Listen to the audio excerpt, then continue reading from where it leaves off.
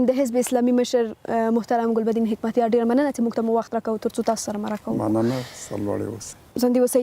د ازادي راډیو اوریدونکو ته که تاسو د افغانستان کې چې اوس د سولې په تړاو کومې هڅې روانې دي خپل نظر ورسره شریک کړئ چې دغه هڅې به تر کومه ځای ورسیږي، آیا رنګ به راوړي؟ د سولې په ارتباط هلې ځلې تسریع شوي او هیلې یې راټوکولې. افغانان هیلهمند دي چې له دې نه یو نتیجه ترلاسه شي او د جنگ د پای ته رسېدو په ارتباط یو ښه پیغام غواړي.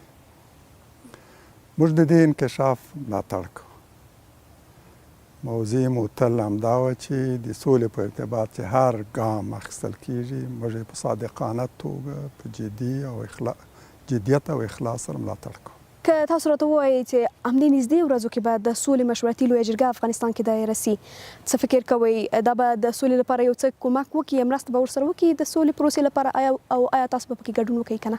پکار دا وه چې لومړی دولت د سولې په ارتباط یوه مقتدره د تصمیم مرجع جوړه کړه، داسې چې دولت کې شامل ټول ګوندونه دې لوري ته ټول احزاب که په دولت کې دي که نه دي د هغو پرېکړې ته د دې هیئت پرېکړو ته التزام او تمکین درلودلی. لومړی باید دغسې یوه مرجع جوړه شوې چې متاسفانه تر اوسه پورې دغسې یوه مرجع نه ده رامنځته شوې. په دې ارتباط چې کوم مذاکرات هم شوي دي لا یې نتیجه نه ده ورکړې. لومړی او اساسي کار همدا و. ښاغلی جمهور رئیس ته هم زموږ مشوره 6-7 میاشتې وړاندې همدا وه چې د سولې موضوع باید د څو کسانو او حتی د دولت او د حکومت په انحصار کې پاتې نه شي. د دولت پرېکړه یوازې دولت منلی شي او نور ګوندونه او جهتونه بیا ورسره توافق نه کوي. پکار دا ده چې د داسې یو ناسې ترتیب ونیولی شي چې ټول مؤثر او اغېزمن لوري چې په جنګ کې اغېز درلود یا مثبت یا منفي او د سولې په ارتباط څه کولی شي، دا قضیه په هغو پورې مربوط ده، دا ټول لوري راوغوښتلی سي او ګډه غونډه وي او په هغه کې د سولې په ارتباط وروستی تصمیم ونیولی شي، همداسې یو مرجع رامنځته شي چې هم د دولت استازیتوب کولی شي او هم د ټولو نورو ګوندونو اغېزمنو ګوندونو. موږ د لویې جرګې په ارتباط هم ویل چې صحیح ده، تاسو کولی شئ خلک راغونډ کړئ، خو موږ نه پوهېږو چې د هدف څه ده، په دې نه به څه ترلاسه شي او که دا سم مدیریت نسی شاید ستونزې وزېږي. د ستونزو یادونه مو وکړه، څه ډول ستونزې به جوړ سي؟ ټولو ولایتونو کې ستونزې راولاړې شوي دي، لانجې زېږولې دي، حتی یو بل سره په چوکیو وهلې دي. په هرات کې هم دا کار وشو، په کابل کې وشو، په ټولو ولایتونو کې بلا استثنا. واقعیت دا دی چې یو عادي انساني مسله هم لکه د ممپلی او د کچالو پیر پلور هم چې هلته معیار نه یې، تله نه یې، وزن نه یې، لانجې زیږوي. د لویې جرګې په څېر یو مهمه ملي مسله، حساسه مسله، د هغه لپاره د غړو انتخاب او د هغه په ارتباط اصول او معیارونه نه درلودل، هغه هم د غړو د انتصاب په جریان کې ستونزې زیږوي او هم که جرګه دایر کېدای شي له دې داسې فیصله هم راوځي چې د موقت دا اوسنی وحدت ملي حکومت نور قانوني نه ده، باید لغوه شي، منحل شي. په هر صورت موږ د لویې جرګې له دایرولو سره مخالف نه یو. که اصولي د معیارونو مطابق کې غړي واقعا د خلکو استازي، اجنډا یې مشخص او د سولې په تایید کې نه د سولې په مخالفت کې، موږ یې ملاتړ کوو. تاسو به ګډون پکې وکئ؟ هو که داسې سي او دا شرایط مراعات سي موږ شرکت کوو. سر داسې تاسو یادونه کړه چې تر اوسه حکومت د یو ګډ افغان پلاوي په جوړېدو نه دی توانېدلی او تر اوسه دا پلاوی لا جوړ شوی نه ده، هره ډله ځان ته یو پلاوی استوي قطر ته. تاسو هم په داسې یو پلاوي کار کړی دی، تاسو به هم پلاوی استوئ؟ موږ حزب اسلامي په دولت کې نه یو، د وحدت ملي حکومت کې موږ شامل دی. طبیعي دی چې د دې لپاره هېڅ توجیه نشته چې موږ په یو دولتي هیات کې شریک کېږو او بیا په داسې هیات کې چې هلته به د هیات په ترکیب کې اکثریت دولتي مامورین وي او پرېکړې به هم د هغوی د خوښې. موږ سوله غواړو، د جنګ پای ته رسېدل غواړو، که په هر قیمت په هر صورت کې باید سوله تامین شي. زموږ سره خطونه دا دی چې ازادي، خپلواکي، د ملت د خوښې حکومت، د اسلام ته زموږ ملي او دیني ارزښتونو ته متحد او ژمن هیات دا زموږ اساسي کرښې دي. د طالبانو ټینګار دا دی هغه وخت به له افغان حکومت سره دوی د سولې مذاکرات ته کینی چې کله له افغانستان نه امریکایي ځواکونه ووځي. څه فکر کوئ آیا رښتیا به هم امریکا خپل ځواکونه له افغانستان وباسي او طالبان به سوله وکړي؟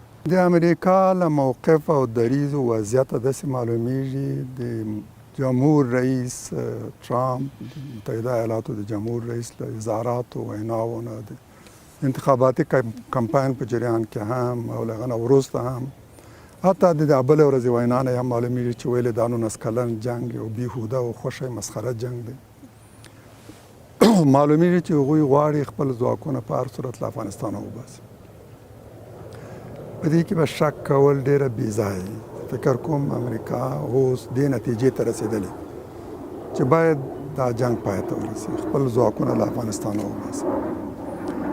طالبانو هوښیار خلک هم دې نتیجې ته رسېدلي چې باید له جنګه لاس واخلي. دا جنګ نه د دوی په ګټه ده او نه زموږ د ولس او ملت په ګټه ده. دلته په افغانستان کې داسې ویل کېږي چې پاکستان ویل کېږي نه چې حتی ثابته شوې ده چې پاکستان د افغانستان په سیاسي چارو کې دوی لاسوهنه کوي. د تاسو نظر په دې اړه څه دی؟ ډېر کله په خپل مرکو کې مو په دې اړه جواب هم نه دی ویلی. دلیل یې څه دی؟ زه ګمان کوم چې دا یوازې پاکستان نه دی چې په دې تورن کېږي.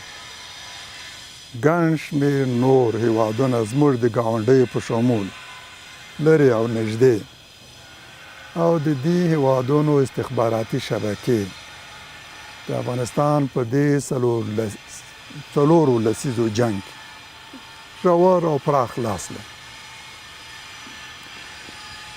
پاکستان یو له دغو هېوادو دی چې د افغانستان له مسلې سره هغوی اړیکې لري. په وضعیت سره د وضعیت په ارتباط ځان ته دریځ لري او موقف. پاکستان د طالبانو حمایت کوي، په دې کې هیڅ شک نشته. همداراز چې طالبان د ځینو لورو نه هم حمایت کیږي. د تاسو استدلال څه دی؟ دغه تورونه رښتیا دي؟ پاکستان دریځ نن تر پرون نه فرق کوي. د پرویز مشرف یو مهال دریځ یو څه و چې طالبان د پښتنو استازي ګڼل، د هغوی حکومت په رسمیت پیژاندو، مرسته یې ورسره کوله.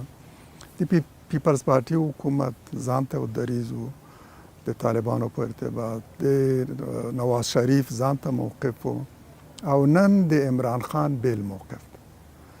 د عمران خان له ویناو نه هم تر بریا وړاندې هم او اوس هم معلومیږي چې هغه غواړي د افغانستان جنګ پای ته ورسوي. همدارنګه له یوې خوا د سولې خبرې چټکې سوي دي او دلته دواړو خواو هم طالبانو او هم افغان حکومت پسرلني عملیات اعلان کړل. څه فکر کوئ دغه عملیات به څنګه د سولې یو خواته چې د سولې خبرې روانې دي دا به د سولې په پروسه باندې څه اغېز ونه لري؟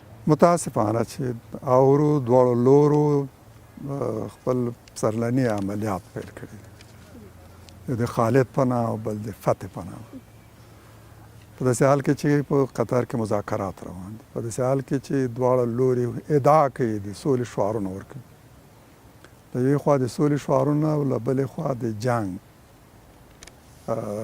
شعارونه، د حریف او رقیب د ماتولو شعارونه او د فتح او د بریا د جنګ له لارې فتح او بریا ترلاسه کولو شعارونه. دا دواړه سره اړخ نه لګوي. په کار دا و چې دولت هم له دې نه ډډه کړې وای او طالبانو صادقانه توګه مذاکراتو ته داخل شوي وای، د سولې په نیت دا پرېکړې کړې وای چې سوله بدیل نه لري. د جنګ له لارې که په دې 1900 کلونو کې هغوی ونه توانېدل خپل اهدافو ته ورسي، له دې نه وروسته هم نه رسي. قطر کې جوړېدونکې غونډې ته به تاسو ورسئ؟ نږدې راتلونکي به قطر کې یوه غونډه جوړه سي، تاسو به ورته ورسئ، ګډون به وکئ؟